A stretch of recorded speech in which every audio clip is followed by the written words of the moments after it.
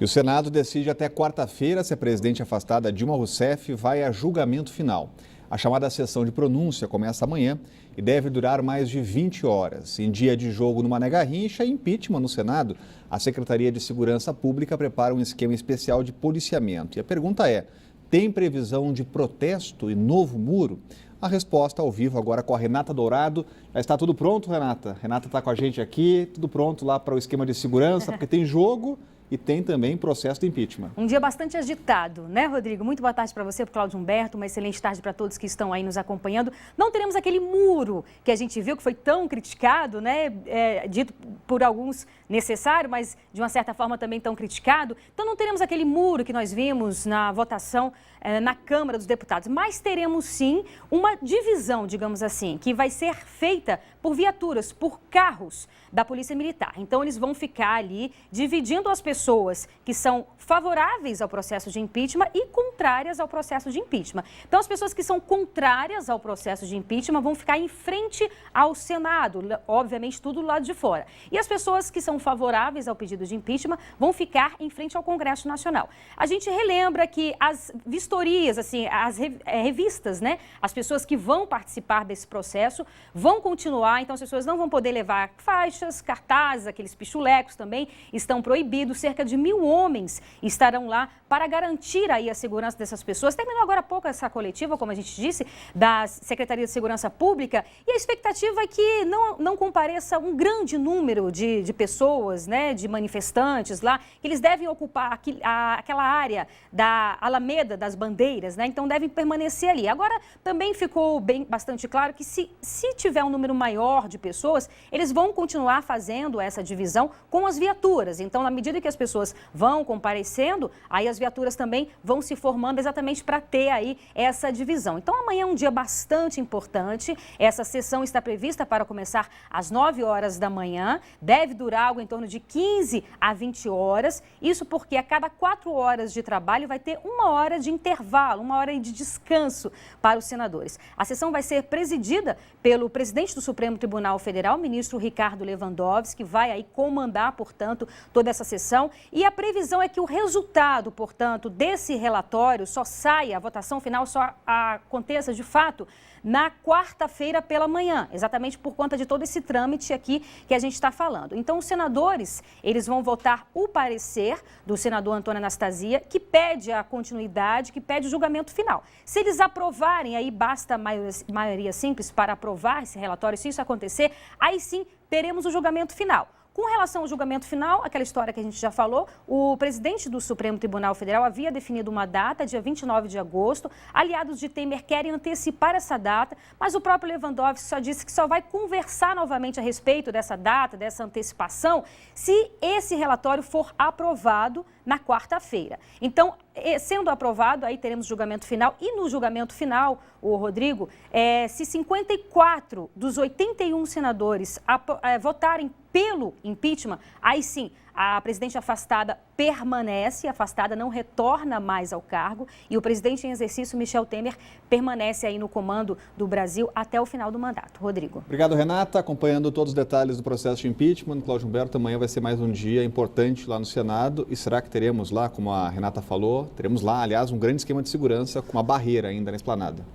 Pois é, além disso, o que se espera, o que os eleitores esperam, é que todos os 81 senadores compareçam a essa sessão.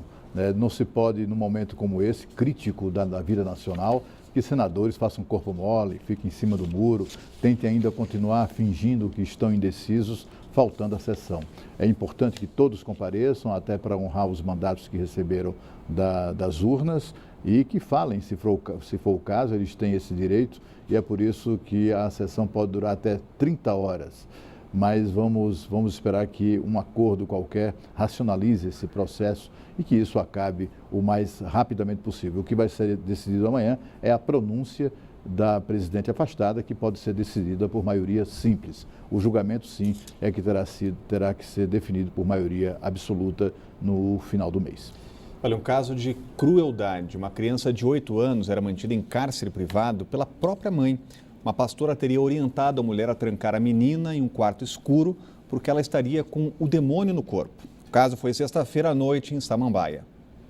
Foi neste quarto, sem nenhum móvel, roupa ou brinquedo, que a menina de 8 anos foi encontrada pela polícia militar. Esse aqui era o quarto que a criança foi encontrada. A criança era mantida no local sem ver a luz do sol e recebia apenas uma refeição por dia. Ela estava tão fraca que mal conseguia falar.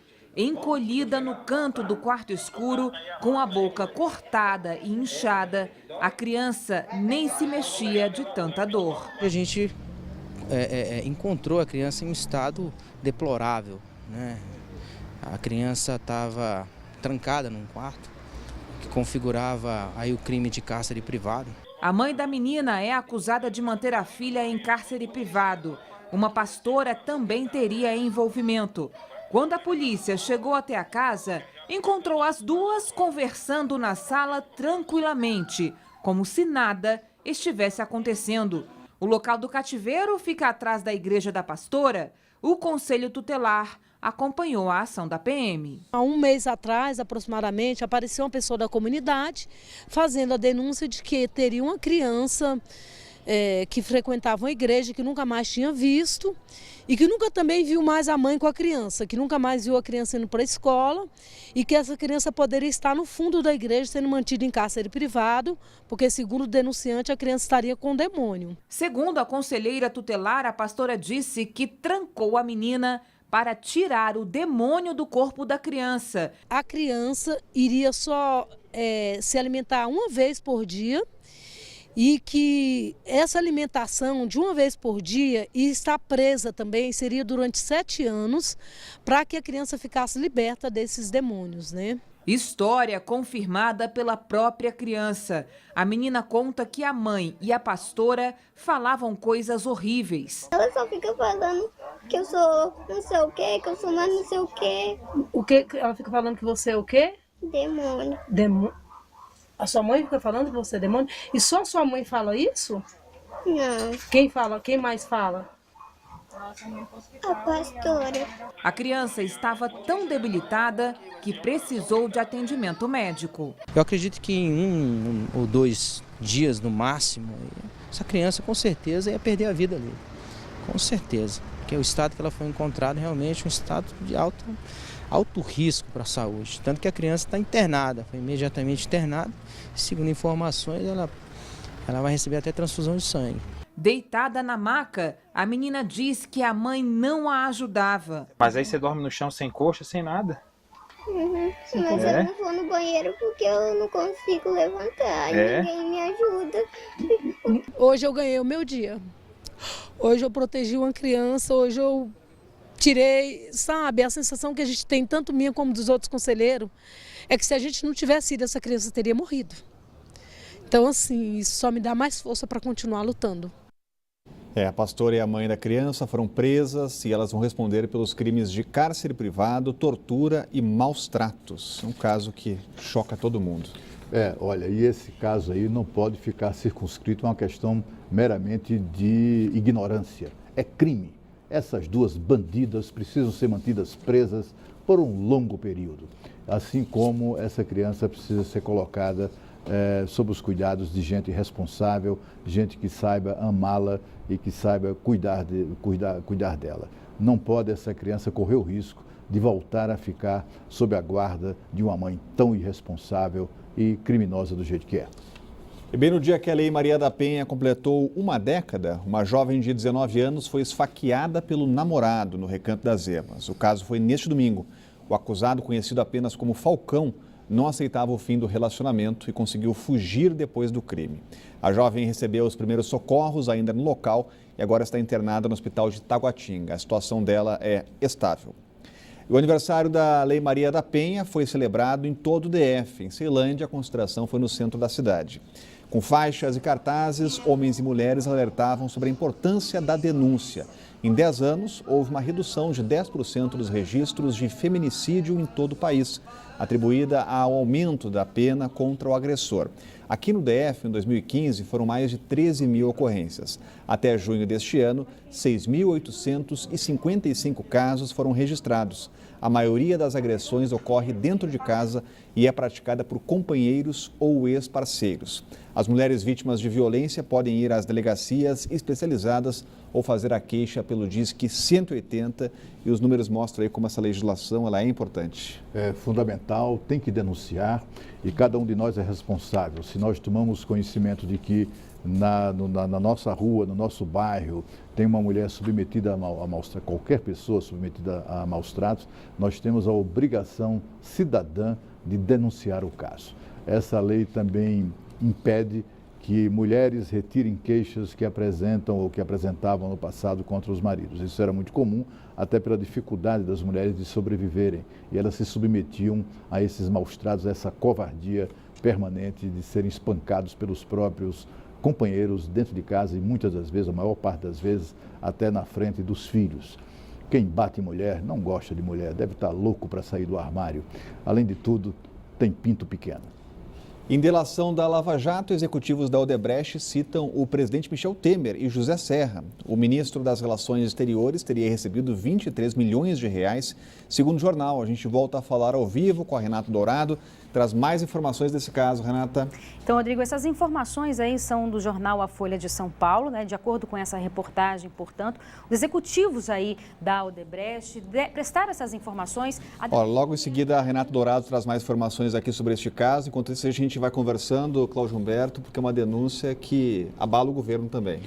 Exatamente. É uma denúncia, na verdade, que confirma aquilo que nós aguardamos já há muito tempo, ou seja, que toda a classe política, todos os partidos estão enrolados com essas empreiteiras que roubaram a Petrobras e pegaram uma rebarba ali, uma sobra, para exatamente financiar partidos e políticos no Brasil. O ex-presidente Lula, por exemplo, ele foi denunciado na semana passada pelo Ministério Público Federal por receber mais de 10 milhões de reais de empreiteiras que roubaram a Petrobras entre 2011 e 2014. Ou seja, enquanto as empreiteiras roubavam a Petrobras, faziam transferências, depósitos regulares na conta da empresa dele, uma empresa da qual ele tem 98% das ações, que é uma empresa de palestras e eventos chamada Lilis, L-I-L-S, que são exatamente as iniciais do nome do ex-presidente. Também a presidente afastada Dilma Rousseff foi acusada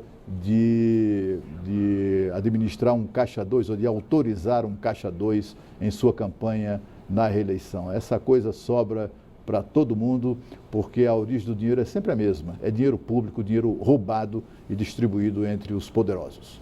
Agora sim, mais informações com a Renata Dourado, já está com a gente aqui novamente. Renata, uma notícia aí que com muita repercussão, né?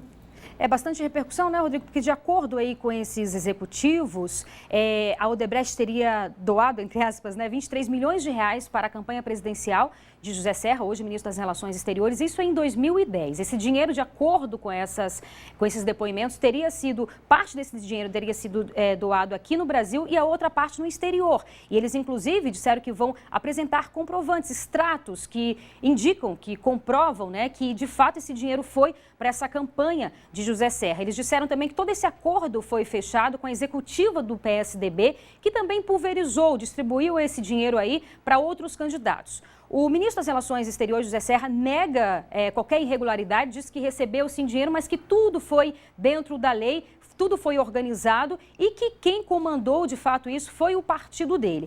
E aí a revista Veja, no sábado, trouxe aí essa informação que seria também um depoimento do ex-presidente da Odebrecht, Marcelo Odebrecht, que teria se encontrado com Michel Temer, isso em 2014, e que o próprio Temer teria pedido para ele 10 milhões de reais e que ele teria doado também, entre aspas, esse dinheiro para campanhas aí do PMDB.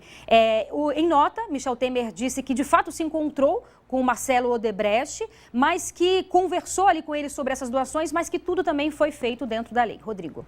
Obrigado, Renata, com informações e as repercussões. E olha, a seguir, DF se prepara para o TWC, um dos maiores eventos de luta do país. Os detalhes daqui a pouco, logo depois do intervalo.